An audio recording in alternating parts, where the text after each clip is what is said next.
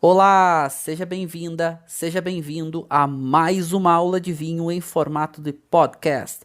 Eu sou o professor Marcelo Vargas, nós vamos rodar a vinheta e já vamos para o conteúdo.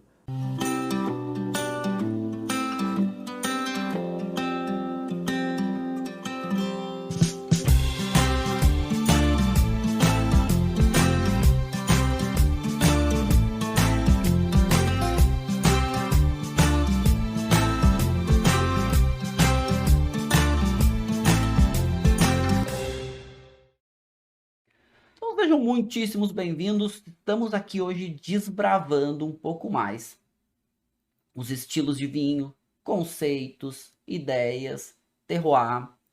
Então a gente vai entender um pouco mais esses agrupamentos, como essas coisas acontecem, como elas ficam distribuídas, divididas. E é legal a gente pensar, né? Eu gosto de pensar vinho de uma forma um pouco diferente. Eu gosto de ensinar vinho de uma forma diferente, né? E eu gosto quando a gente tem essa interação, essa troca, mas mais do que isso, eu gosto de fazer meus alunos pensarem em vinho, mais do que só ensinar sobre vinho. Eu acho isso muito legal, assim. E quando a gente fala de aprender de verdade sobre vinho, eu fico emocionado, porque assim, o que eu gosto de entregar para vocês, o que eu entrego para vocês, eu queria ter encontrado muito tempo atrás. Eu tive grandes professores, eles são, né, sigo eles até hoje, mas eu queria eu queria encontrar, além desses professores, alguém que fizesse o que eu faço. Alguém que tivesse criado um grupo premium, alguém que tivesse feito uma forma de seguir uma formação continuada fora dos estudos que todo mundo faz. Então essa eu encontrei a minha missão, que é exatamente ajudar vocês a aprender sobre vinho, a desbravar o mundo dos vinhos. E essa interação que a gente tem nas aulas, né, essa grande troca de, né, milhares de alunos, eu tenho milhares de alunos aí, e isso me deixa muito feliz de poder trocar, de poder ensinar, de ver os alunos evoluindo, da gente fazer imersões, os alunos, né, seguirem estudando, seguindo aprendendo, formações continuadas. Eu acho que isso para mim é muito rico, sabe? Isso para mim é muito, eu achei minha essência de ser aí.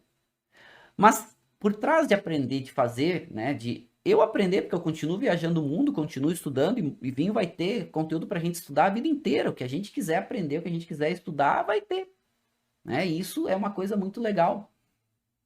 E, e esses milhares de alunos que me acompanham, é lindo ver a evolução deles. É lindo ver os alunos, né, como estão aqui me acompanhando hoje. Tem vários alunos aqui que dizem, são alunos do grupo Premium, que era, pô, vale muito a pena participar, é muito legal. Essa transformação de ver, e por isso que eu gosto de trazer exemplos desses alunos, né? Porque eu já passei por isso, gente. Tudo que vocês passam de dificuldade, de aprender, parece que não aprende sobre degustação, parece que não aprende. Por isso que eu gosto que vocês, mais do que decorem, que vocês pensem em vinho. E pode ter certeza que é muito mais gratificante, né? É muito, muito mais gratificante. E, e essa interação que a gente troca, eu seguidamente trago para vocês, né, alguns depoimentos, eu trago um pouco dessas interações dos alunos, porque o aprender sobre vinho não é somente tomadas e decisões. E eu estou fazendo essa introdução para vocês porque, para a gente falar de estilos, para a gente falar sobre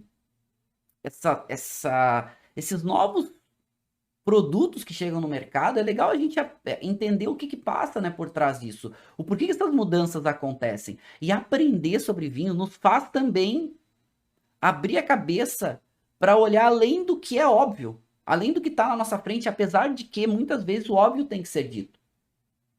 Então, se a gente está falando, né, vou provar um espumante Surly com vocês. Tá, mas os espumantes Surlys, por que que eles viraram uma grande, um grande novo estilo de produto no Brasil?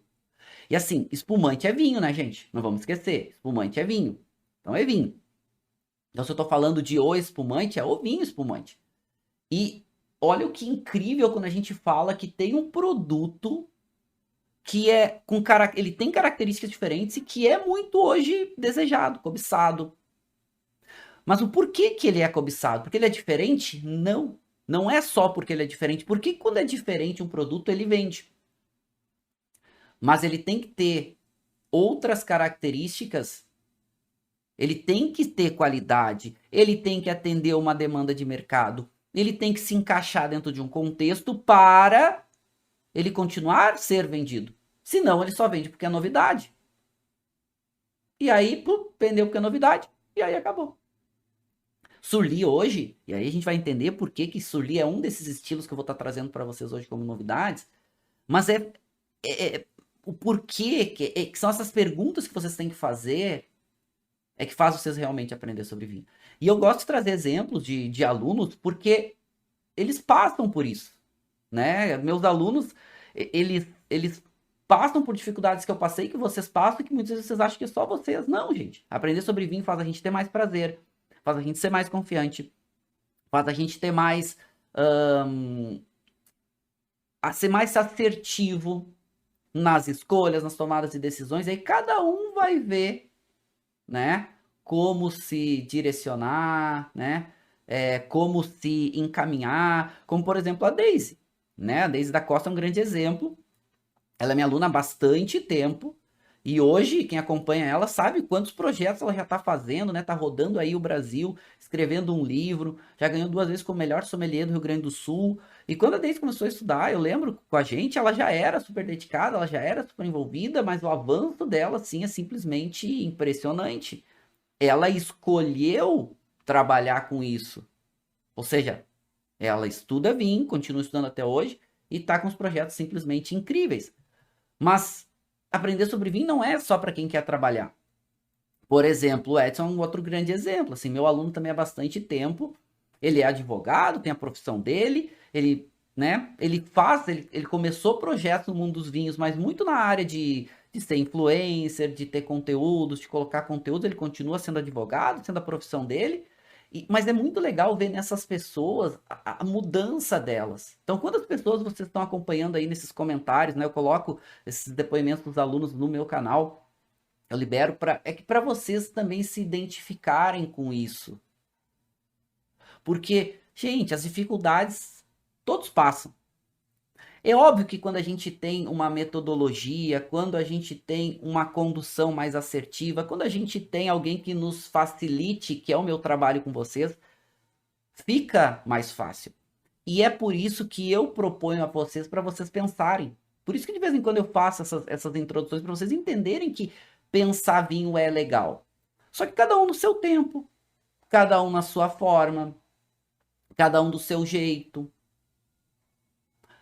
E quando a gente fala, por exemplo, no conceito de terroir, se vocês pegarem um livro, o conceito de terroir está lá descrito. Tem autores que vão falar um pouquinho diferente, tem, mas tá lá descrito o que é terroir. Tá lá, né, especificado que são os fatores de território que vão envolver relevo, clima, fatores geográficos que tornem aquele local único. Beleza, isso é terroir. Agora, a minha metodologia, o que eu gosto de ensinar para vocês é fazer vocês pensarem além disso.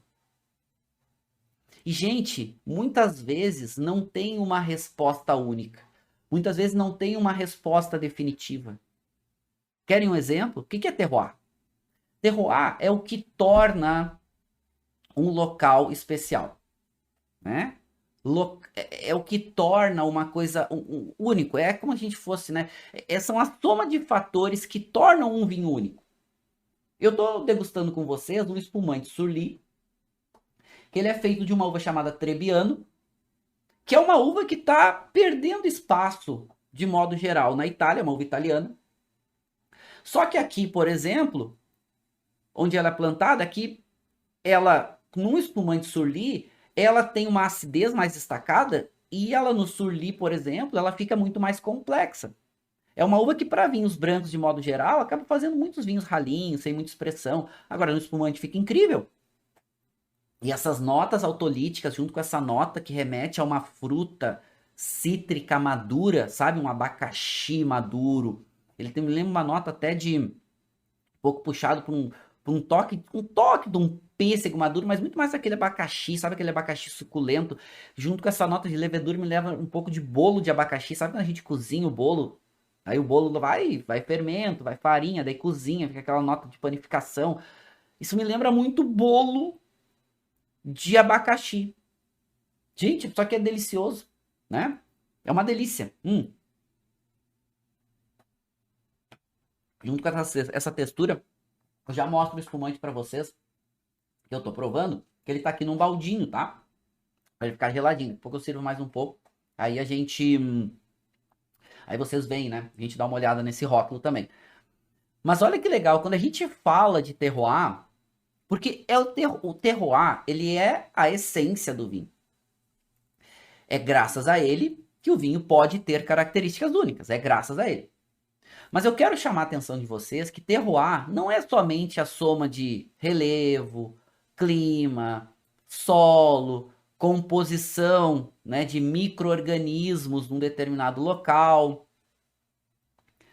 a videira, as uvas.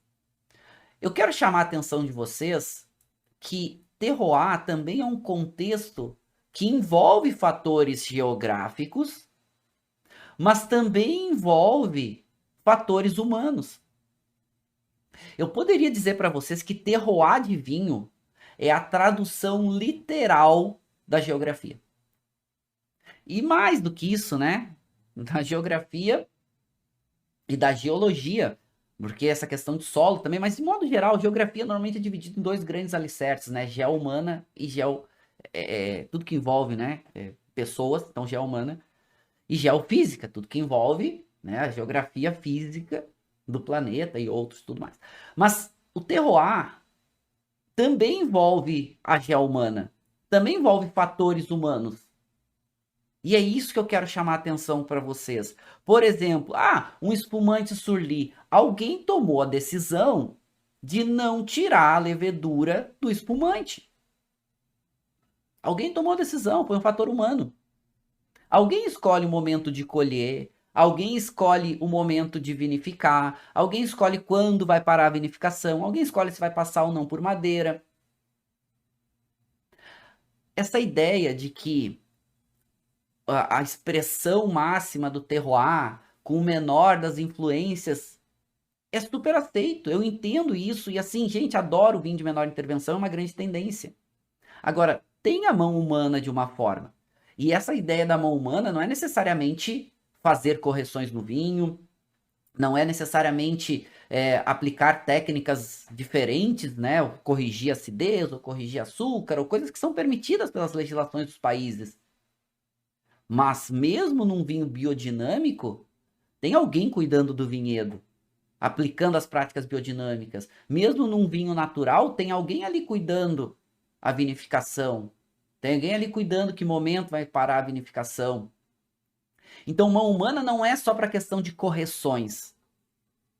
Eu quero dizer para vocês que o que a gente tem visto, e essa questão do documentário do Mundo Vino, que faz esse questionamento sobre o que é humano do que é terroir. E eu acho que aqui as coisas elas não andam separadas. Sabe por quê? Porque mesmo os vinhos que expressam e que os produtores são de menos intervenção, que focam não adicionam nem levedura, deixa que a fermentação seja natural, a mão humana está ali acontecendo. A mão humana não significa que tenha que ter correções, que tem que ter muita influência. Não, mas são tomadas e decisões humanas. Então, quando a gente fala do mundo vino, do mundo ovino, né? Que é esse documentário que divide a ideia de terroir versus vinhos globalizados, vamos chamar assim, né? Versus vinhos globalizados, eu entendo. E assim, ok. E eu quero dizer para vocês que são coisas diferentes, mas mesmo a ideia mais extrema de terroir, né, que eu acho que hoje no mundo que a gente tem de mais latente de valorização de áreas específicas, seja na Borgonha, então desde os monges cistercienses lá há mais de 1000 anos, fazendo uma valorização de áreas muito específicas, né, dizendo, olha, Pinot Noir plantado nesse vinhedo tá do lado desse outro aqui, mas são diferentes, se colhidos e vinificados no mesmo tempo. Eles vão fazer vinhos diferentes, porque, né, tem uma composição de solo diferente, tem uma inclinação diferente, tem, né, uma capacidade de drenagem de chuva diferente, recebe um pouco mais de insolação diferente, que é super válido. E assim, isso a gente busca isso também, né? A gente quer entender as coisas diferentes, a gente quer provar coisas diferentes, a gente quer ver o que é melhor, o que é pior. Mas eu quero dizer que essa questão de mão humana, como, né, como a gente muitas vezes interpreta, como Michel Rolland, né, o maior fly winemaker aí do mundo, que agora está aposentado, mas ficou famoso por dizer que sim, terroir é importante, mas o importante é vinho bom, né? Eu faço vinho bom em qualquer lugar do mundo, né? Indiferente do lugar, eu faço vinho bom. E ele é um marco, né, para o mundo dos vinhos. E ele, cara, ele é o mestre da microvinificação, né? Muitos conceitos, ele foi muito, né, discípulo de Émile Peynaud. E Michel Rolland trouxe muitos avanços para o mundo dos vinhos também. Claro, num contexto de muito vinho de blend, muito vinho, né, de decisões enológicas na cantina. Nada errado também. Não dá para dizer que isso faz parte do terroir? Bom, aí que eu trago outra provocação para vocês. Qual é a provocação? É essa separação de que terroir envolve também a mão humana. Então não é a mão humana, não é o fato de ter decisões agronômicas e enológicas que vai fazer o vinho ser globalizado. O vinho globalizado, ele é decisões humanas, sim. Mas nem toda decisão humana é para fazer um vinho globalizado.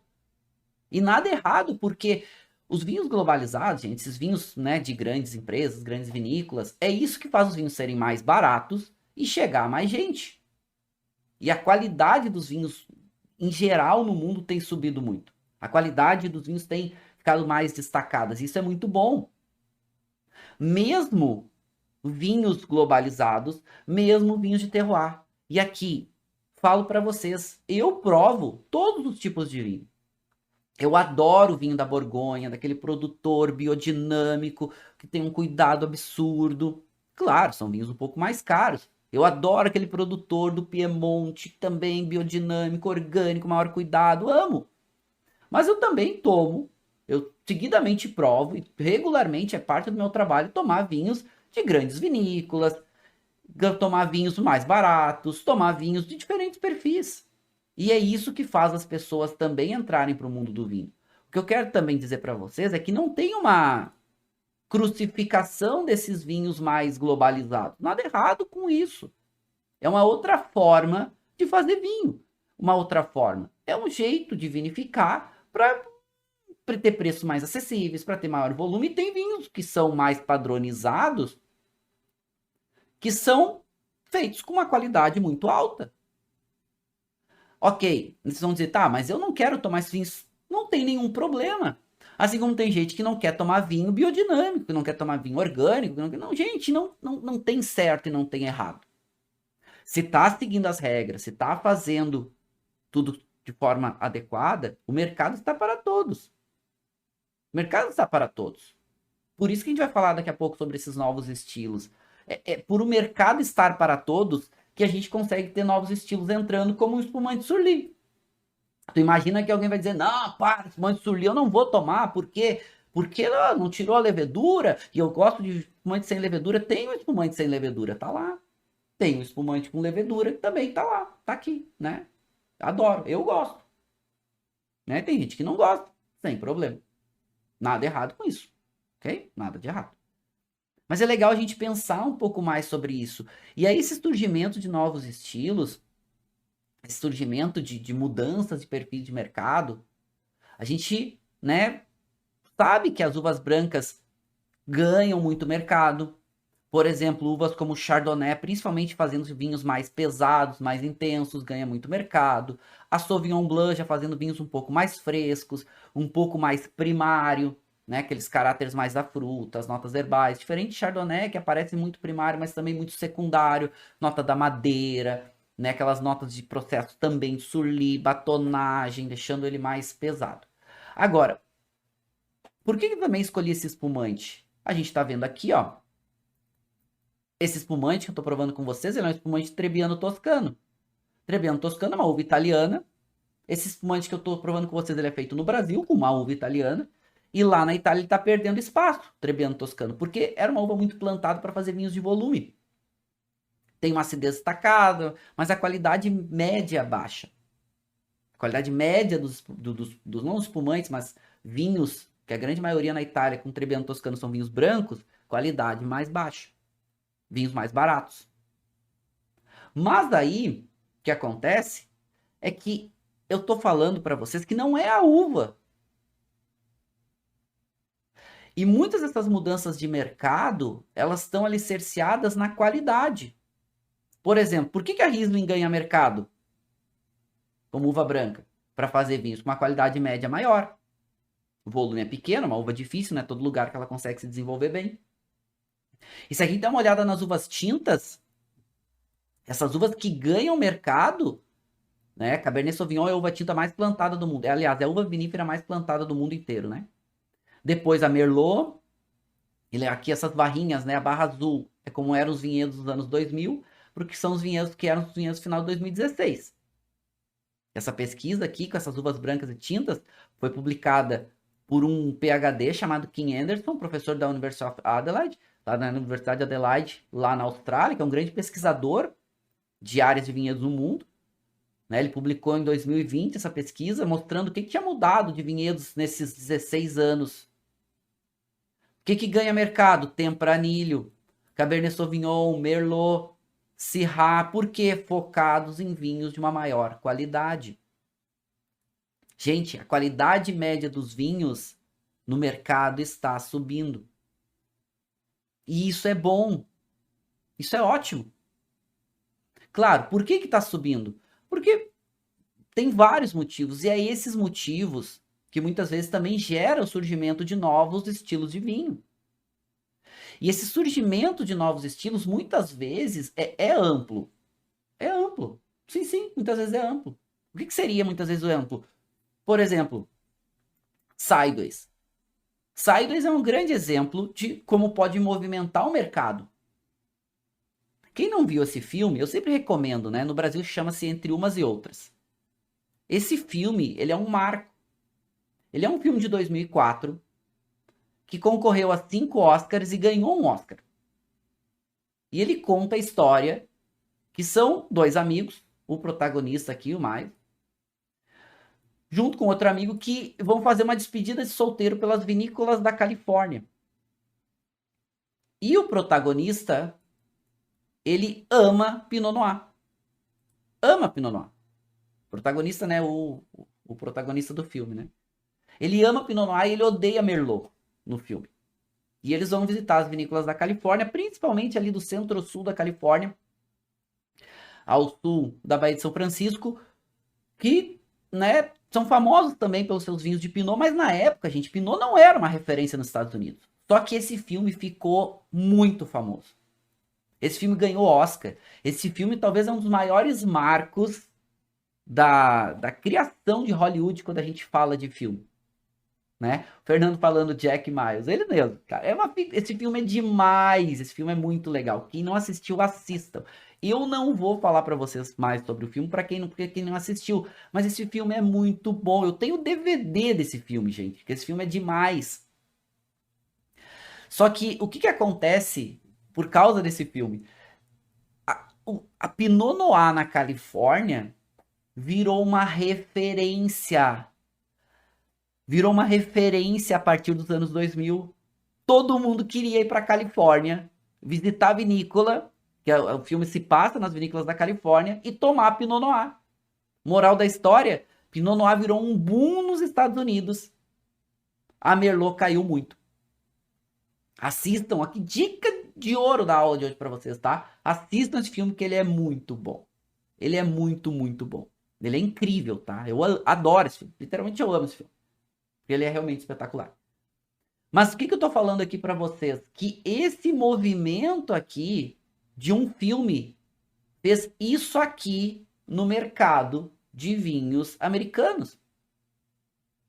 Essa mesma pesquisa que eu mostrei para vocês ali das 30 principais variedades brancas e as 30 principais variedades tintas, que são as mais plantadas, também mostrou um pouco do cenário dentro dos países dos anos 2000 para 2016.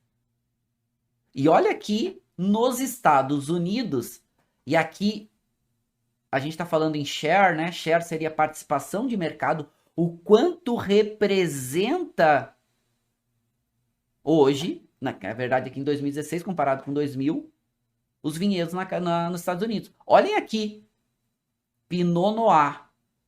Gente, cresceu 3 vezes o volume de Pinot Noir de 2000 para 2016 por causa do filme. Cresceu, foi a uva que mais cresceu por causa do filme. Então daí a gente vai pegar, por exemplo, e dizer, se eu só digo para vocês, gente, Pinot Noir nos Estados Unidos é um grande fenômeno. É uma tendência de mercado, apesar de já estar consolidado, continua crescendo. Ok, vocês vão entender, beleza. Continua crescendo, Pinot Noir é uma tendência nos Estados Unidos, a gente está vendo cada vez Pinot de maior qualidade, né? Tanto na Califórnia, quanto no Oregon, né? Que é um estado ao norte da Califórnia. Incríveis, cada vez mais caros. E, gente, os Pinot dos Estados Unidos estão cada vez mais caros. E eu podia dizer só para vocês, olha, Pinot Noir dos Estados Unidos cresce. E isso faz um movimento de Pinot no mundo inteiro. Porque o filme, eu vi alguns de vocês perguntando qual era o filme, porque o filme, ele não fez sucesso só nos Estados Unidos, ele ganhou um Oscar e eu tô aqui no Brasil contando para vocês sobre o filme. Pinot vira um fenômeno no mundo, claro que nos Estados Unidos ainda mais. Ainda mais. E se a gente olhar que esse reflexo não é só nos Estados Unidos, se eu voltar aqui nas uvas tintas, vocês vão ver Pinot Noir crescendo também no mundo. Crescendo no mundo.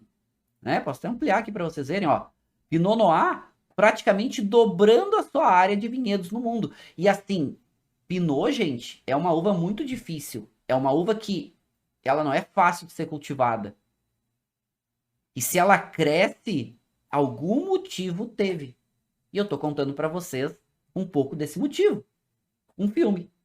Tá? Então esse filme ele é muito bom, recomendo, quem não viu, assistam. Ele é mais antigo, então é um pouco difícil de achar. Eu sei que alguns falam, eu não consegui ver, enfim, alguns que conseguiram já ver no YouTube, alguns que conseguiram alugar na Apple Store, alguns que conseguiram já alugar, porque como ele é um filme antigo, às vezes ele tá em cartaz em alguns lugares, às vezes não tá, às vezes então tá em cartaz que eu digo para vocês locarem, mas ele é muito legal. E vocês devem encontrar nas plataformas sim, tá? E se eu encontrar, eu vou publicá-la para vocês aonde que eu consegui, porque eu comprei o DVD, porque era tão legal que eu comprei e vale muito a pena. Para eu que amo vinho, né? Eu que adoro viver com vinho, sou envolvido. Então, só para vocês terem uma ideia, tá?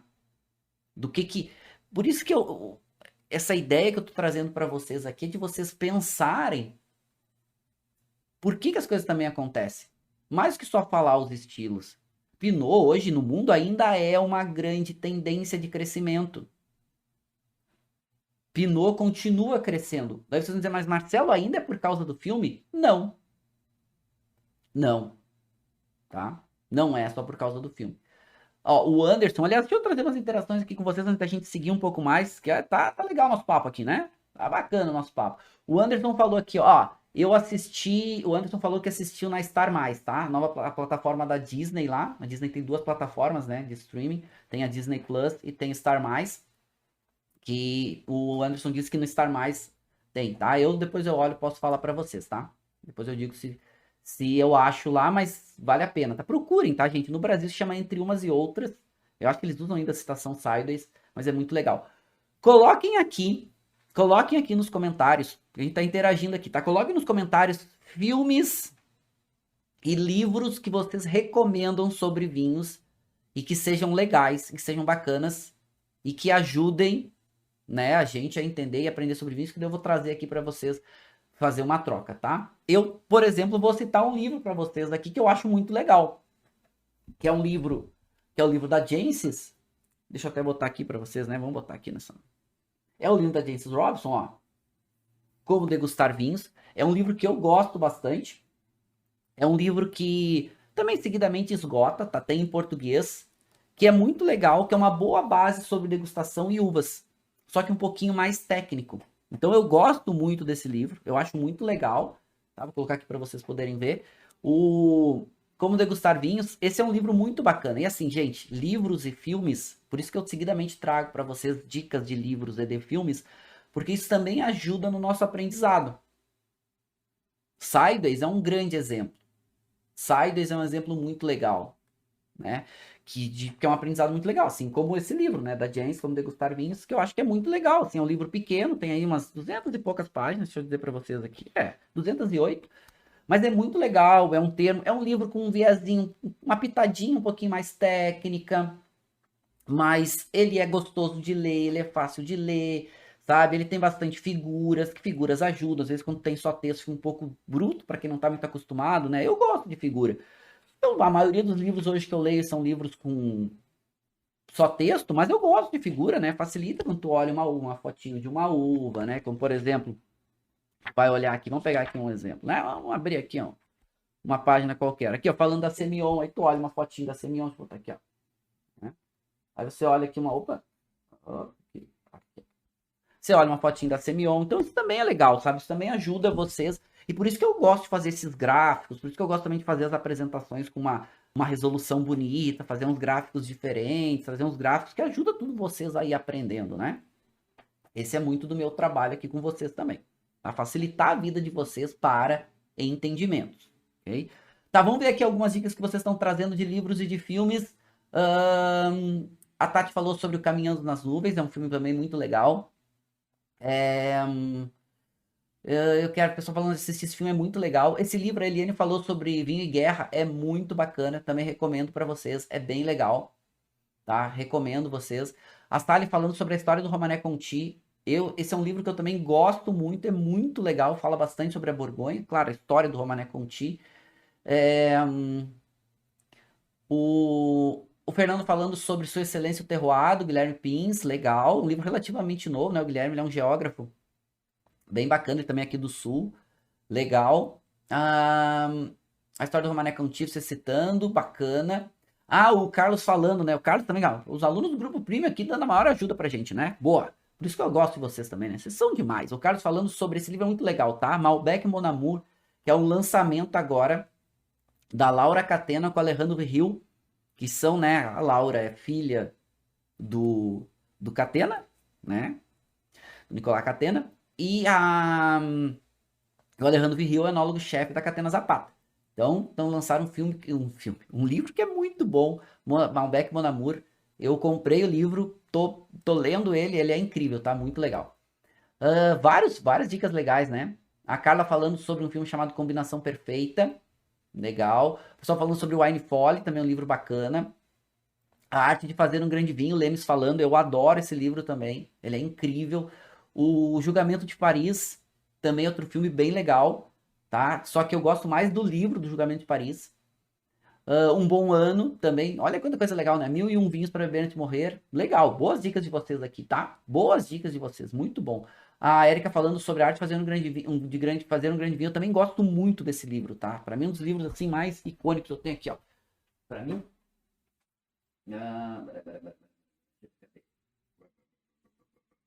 eu tenho aqui. Eu vou achar. Deixa eu ver aqui. Tá aqui. Até aqui do meu lado. Vou pegar aqui para vocês. Mas a Arte Fazendo Grande Vinho, do Eduardo Steinberg, também é outro livro que é. E assim, é legal. Como a gente tem muita informação no mundo dos vinhos, a gente tem muito conteúdo, isso é legal que a gente vai organizando, tá? Daqui a pouco eu tô lendo vocês daqui. Daqui a pouco a gente volta um pouquinho mais para fazer interações. Mas olha que legal, né? Um outro movimento muito bacana de estilos de vinho são os vinhos orgânicos, vinhos de menor intervenção. E aqui só para vocês entenderem no mundo, né? Olha o quanto cresce. E eles fazem aqui um agrupamento de 5 em 5 anos. Olha quanto cresce áreas de vinhedos orgânicos, lembrando que o biodinâmico também ele é orgânico, tá? Áreas de vinhedos orgânicos no mundo. Então, olha que interessante, é uma linha vertical de crescimento. Ah, todo vinhedo vai ser orgânico? Dificilmente, né? Tem áreas que é muito difícil, por exemplo, fazer orgânico, mas é uma tendência. Esses vinhos de menor intervenção, esses vinhos que, né, valorizam a uva orgânica principalmente, como matéria-prima, e alguns, né, implementando também preceitos biodinâmicos, fazendo vinhos de menor intervenção, para que, e aí, claro, esses produtores, eles buscam muito essa ideia de terroir na sua essência, né? A uva do jeito que ela vem, de acordo com o ano, com os fatores geográficos, vai ter uma vinificação, né? O mais simples que eu vou dizer não é o termo, mas com menor intervenção possível, também na cantina, também no vinhedo, para o vinho se expressar o máximo possível. A ideia é bem legal, eu gosto de muitos produtores que são assim. Agora, nem todo lugar dá para fazer isso, né? Tem lugares que é muito difícil, que são muito úmidos. Mas, claro, tudo que a gente tem menos intervenção, de alguma forma também é legal, né? Eu gosto, assim, são estilos que eu gosto, apesar de eu tomar vinho convencional regularmente. Os espumantes surlis. E olha que legal, gente. Espumante surli que vai chegar no mercado lá com a lírica crua. A lírica é feita na Cavigás, tá? Quem não sabe. Que vai passar pela Petrônios, que é o que eu tô provando com vocês hoje. Que é um produtor pequenininho, né? Bem artesanal, mas com uma qualidade alta. Para chegar na Irid. Que é um espumante que custa da Miolo, 10 anos de autólise, que custa muito caro. Né? Custa caríssimo. E assim, nada errado de custar caro. Mas só para ver o quanto um estilo, um novo estilo, e Surly é um novo estilo, né? Isso é legal da gente entender. Surly é um desses novos estilos. E aqui, quando a gente vai falar de degustar, por exemplo, um Surly, e aqui, deixa eu mostrar para vocês também, né? Eu tô provando. E olha por que é legal a gente aprender sobre vinho, para poder tomar um espumante Surly, antes de tudo, comprar, saber o que tá comprando. Tomar um espumante Surly com 5 anos de autólise, gente. 5 anos. Você sabe o que é isso? Faz 5 anos que esse espumante está com leveduras. As leveduras estão aqui ainda. E a gente saber que pode comprar isso. Vou pegar uma taça maior, porque eu quero agora um pouco mais do perfil aromático também, né? Claro, ele é um espumante turvo. Eu tô aqui com as duas taças. Vou mostrar primeiro a que eu tinha servido antes. Tá? Que eu tô provando com vocês. O espumante Surly da vinícola Petrônios. Eu paguei, não tem alguma coisa, tá? Oscila um pouco, né, para onde que vai, né? Quando você compra, eu comprei lá direto com o produtor, que é da família Kunz, né? Aliás, um abraço pro professor Júlio César Kunz, meu colega, aqui na BS Rio Grande do Sul, de outros projetos. É da família dele, a vinícola. Paguei cento e poucos reais. Mas, gente, pagar cento e poucos reais por um espumante que tá há 5 anos com levedura. Há 5 anos. Né? É espetacular.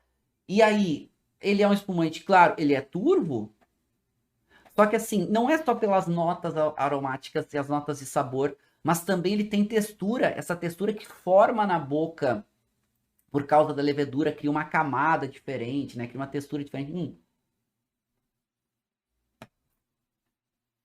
Que é delicioso.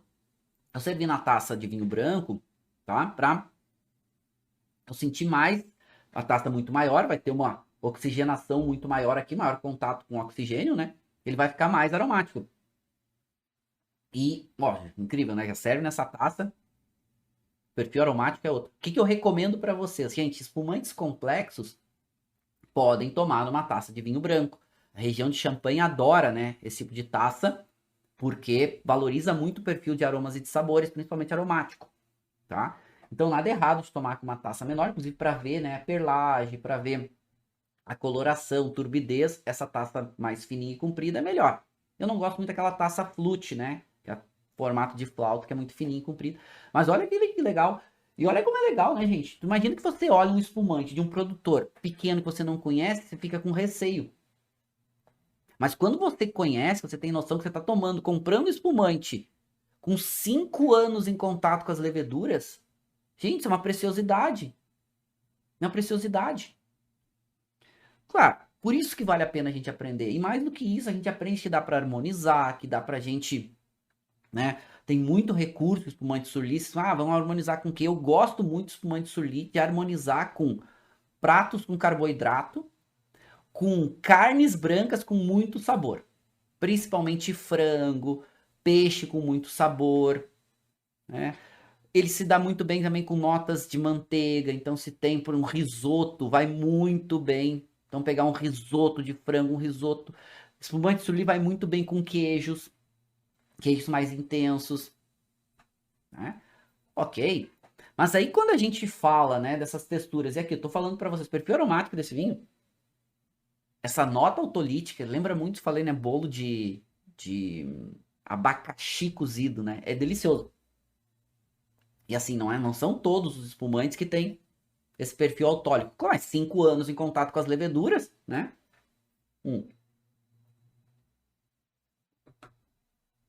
Faz expressar muito bem, né? Essas características. Mas a acidez ainda é super alta, muito fresco. Tem em boca essa nota desse abacaxi mais cítrico. Em boca tem até uma nota puxada por um cítrico, mas um cítrico maduro, sabe? Quando a gente pega assim uma nectarina, aquela nectarina amarela, ainda ácida, sabe? Tem acidez. Lembra um pouco dessa pegada, assim. Pô, isso é delicioso, né? Eu gosto muito. Mas quando a gente fala, né? E até voltando, que Surli é um novo estilo de vinho, o que aconteceu aqui? A qualidade de Surli, de espumante, tem que ser alta. Porque eles são espumantes nature. Eles são espumantes com residual de açúcar muito baixo. Para um espumante com residual de açúcar baixo ser gostoso, a qualidade tem que ser alta. A qualidade tem que ser alta, não tem jeito. Senão o espumante ele é ruim. Porque o açúcar mascara. E isso é uma tendência. Assim como os espumantes nature são uma tendência. E eles são espumantes com uma qualidade maior. Eles são espumantes com uma qualidade maior. Esse é um pensamento pra gente, né? Ok. Isso mostra também produtos disruptivos. Essa nova ideia de produtos disruptivos. Nos Estados Unidos agora tem uma onda, porque Surly é um produto disruptivo, né? Vamos parar para pensar que, imagina, você vai botar um espumante que não tirou a levedura. Como é que vai botar um espumante que tirou a levedura? Que é isso, né? Tipo, não vou tomar isso. É ruim, não é bom. Não, é diferente. E muitos novos espumantes diferentes vindo no mercado. Dentre eles, por exemplo, espumante Surly Rosé, espumante Surly com longuíssimo tempo de autólise, muitos novos espumantes Surly surgindo no mercado. Gente, isso é disruptivo. Espumante Surly Rosé, e a gente daqui a pouco vai falar dos rosés, mas isso abre para vinhos disruptivos. Nos Estados Unidos agora, está vivendo uma onda desses vinhos disruptivos. Os americanos consomem muito, né? Uma das coisas que estão debatendo muito lá agora, por exemplo, é o vinho com infusão de cannabis. Eu não estou dizendo que isso é certo, que isso é errado, que isso é bom, que isso é ruim. O que eu estou só trazendo para vocês são que a gente está vivendo um momento no mercado para vinhos disruptivos, para vinhos diferentes. Vocês vão dizer, ah, Marcelo, mas isso não é vinho. Beleza. No Brasil, por exemplo, se você faz qualquer tipo de infusão, não é mais vinho. Mas o que eu estou trazendo para vocês pensarem é exatamente que está aberto para novas questões, para vinhos diferentes. Querem outro exemplo, que é uma grande questão no mercado? Os vinhos rosés, mas rosés diferentes. Porque o que ganhou o mercado? O que ganhou o mercado foram rosés levinhos, com menos intensidade de cor, mais levinho, mais elegante, que são ótimos. É uma delícia, adoro. Mas o que está acontecendo hoje no mercado? Querem um estilo rosé surli. Rosé surli. Um rosé espumante surli, ele é turvo. Tu não consegue mais ver a beleza da cor. Ele fica turvo. E agora a gente está vendo no mercado chegando novos espumantes surlis rosés. Ah, mas por que isso está acontecendo? Primeiro, abertura de mercado a novos produtos. A onda dos rosés. A onda dos rosés. A onda dos espumantes. Então, olha que legal. E, gente, nada errado com isso. Porque a grande questão por trás disso é qualidade de produto. Se os produtos eles são bons, eles são bons. Quando o produto não é tão bom, não é tão bom. E esse é um ponto importante. Então, qual é a questão? A questão é fazer bons produtos. Seja o estilo que for. Esses novos vinhos que vêm com pegadas diferentes, com estilos diferentes, com contextos diferentes, bom, a questão é, vão ter qualidade ou não vão ter? Petnet. Petnet hoje é um fenômeno também, né? Os Petnet Natural, né? Que são vinhos com uma única fermentação, que fica com um pouco de gás ali dentro, mais levinho. Não chega a ser um espumante, mas é um vinho, né, que fica com gás. Há um estilo ancestral, uma única fermentação, também uma nova onda. É uma grande nova onda. Os vinhos laranja que a gente viu, né, que são aqueles vinhos feitos de uvas brancas, com contato com as cascas, que teve um boom no mercado há 5 anos atrás, né, agora tá dando uma atenuada, tá dando uma amenizada, mas ainda tem vinhos, alguns produtores entraram no mercado, chegaram, se mantiveram. Isso para nós é muito rico. Isso para nós é muito bom. Para nós consumidores. É claro, para isso a gente também tem que ter conhecimento, para isso também a gente tem que aprender, para isso também a gente estuda. Por isso que a gente aprende sobre vinhos. Né? Por isso que a gente desbrava o mundo dos vinhos, né? Para a gente dominar. Um outro grande fenômeno que está acontecendo são desses vinhos de menos álcool. Mas mais do que vinhos só de menos álcool, vinhos menos intensos. Assim como os rosés, né? Rosés mais leves, aconteceu bastante, né? Vinhos tintos cada vez mais leves, mas principalmente vinhos com menos álcool, com menos residual de açúcar, vinhos menos extraídos. Isso é uma grande tendência do mercado, né? Tem muitos consumidores hoje que estão buscando isso. Essas novas gerações estão buscando isso. Estão querendo isso nos seus produtos, né? Eles querem isso. Essa é a busca deles. E isso é como eles entendem o mundo. Antigamente a gente procurava, né? O mercado procurava vinhos de mais álcool, vinhos com mais madeira. Hoje é exatamente o contrário. Hoje é um fenômeno diferente. É um caminho diferente que a gente está indo. Agora, esse caminho, ele é um caminho que busca também mais qualidade. A comunicação descentralizou. Antes quem falava sobre vinho era só as grandes revistas, os grandes críticos. Hoje, quantas pessoas têm seus canais falando sobre vinho, falando para um grupo menor de pessoas? Cada vez pessoas sendo mais direcionadas por uma quantidade maior de pessoas, né? O que eu digo para vocês? Gente, tem muita gente falando sobre vinho, tem muita gente falando besteira, tem muita gente falando coisa boa. Sigam bons, né? Boas pessoas, sigam pessoas que têm conhecimento para ajudar vocês. Tem muita gente falando besteira também, mas tem muita gente fazendo trabalhos legais, fazendo coisas bacanas, seja no Brasil, seja no exterior. O Wine Folly foi um grande exemplo, né? Uma grande influenciadora que trouxe uma linguagem nova para o mundo dos vinhos. Muita gente seguindo, aprendendo com a Wine Folly. Legal, é americano. A gente tem no Brasil aqui alguns projetos legais também, tem vários canais legais aí que vocês podem seguir.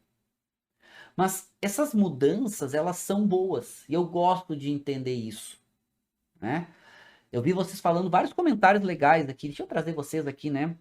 Falem aqui, comentem um estilo diferente de produto que vocês gostem ou que vocês estão vendo que está acontecendo no mercado, que eu acho super válido, né? Vocês falando sobre novas embalagens, é verdade, né? A questão dos vinhos em latas, o vinho em bag-in-box está voltando muito forte, que são aquelas embalagens, né, que ficam com vácuo, que são para consumos, né, que você abre e fica mais ou menos aí uns 30 dias dura o vinho, você tirando em dose, né? Aquelas caixinhas que é vinhos mais econômicos, também bem legal. Falando sobre vários vinhos diferentes aqui.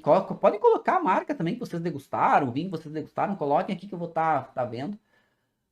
O Silvio falando a questão dos vinhos laranjas. Vinhos laranjas são vinhos que são feitos com uvas brancas em contato com as cascas, então fica meio turvo, assim.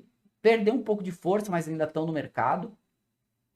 O Maurício falando sobre espumantes tintos também, né? Espumantes tintos,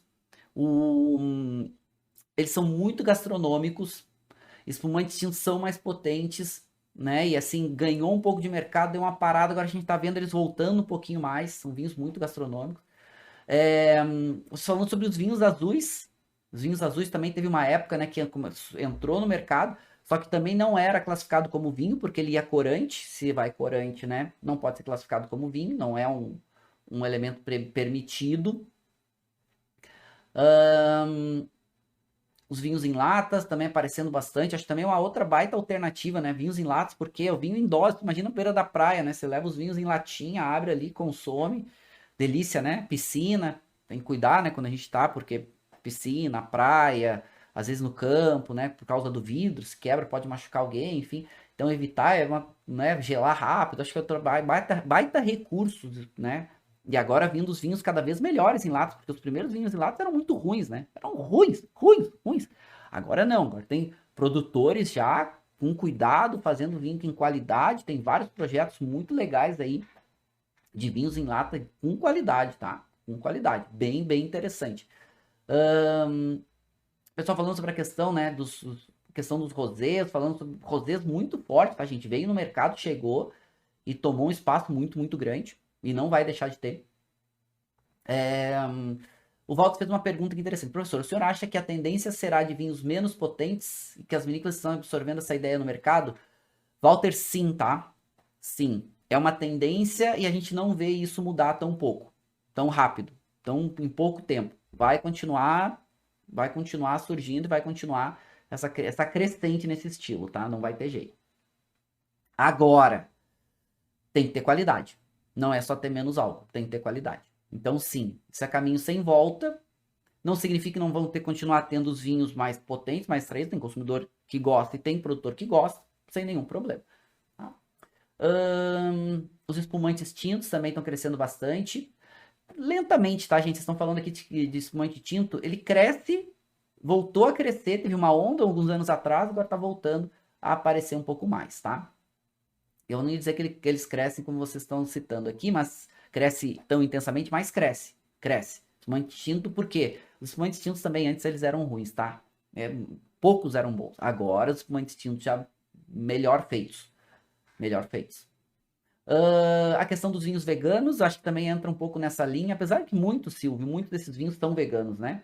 A maioria dos vinhos. Se não usa produtos de origem animal, eles são veganos, né?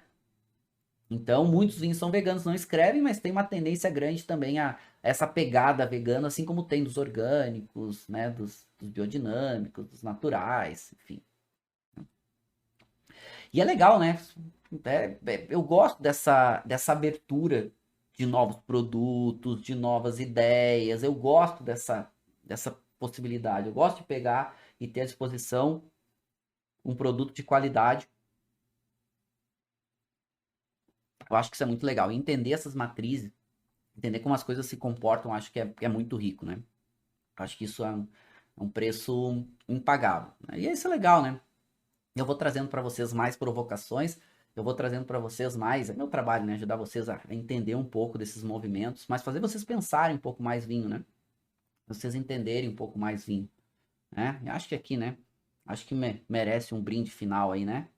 Um espumante, seja com a taça que for, né?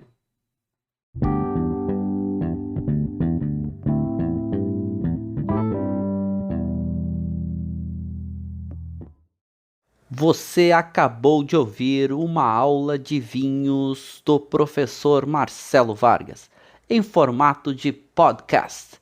Para mais conteúdos, dicas e materiais sobre a bebida, acesse o site www.marcelovargas.org. Um forte abraço e até o próximo encontro.